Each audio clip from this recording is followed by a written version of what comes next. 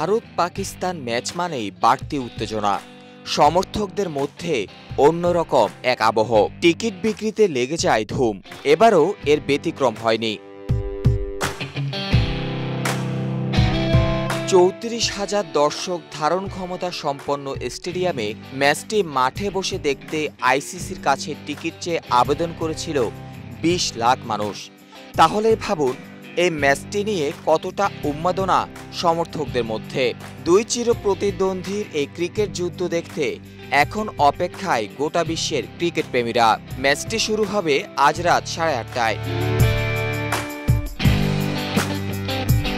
তবে সমস্যা হলো এই ম্যাচটি মাঠে গড়ানো নিয়ে দেখা দিয়েছে শঙ্কা। নিউ ইয়র্কের আবহাওয়ার পূর্বাভাস বলছে রোববার নিউ ইয়র্কে বৃষ্টির যথেষ্ট সম্ভাবনা রয়েছে।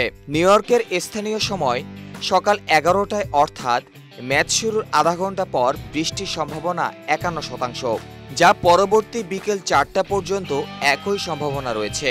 অর্থাৎ এই সময়ের মধ্যে বৃষ্টি হতে পারে। সেক্ষেত্রে নেমে যাবে তাপমাত্রাও, সঙ্গে বাতাসেরও সম্ভাবনা রয়েছে। স্বাভাবিকভাবেই তাই প্রশ্ন উঠেছে, ভারত পাকিস্তান ম্যাচে বৃষ্টি হলে কি হবে? এক্ষেত্রে বৃষ্টি হলে ম্যাচের পরিধি কমে আসতে পারে।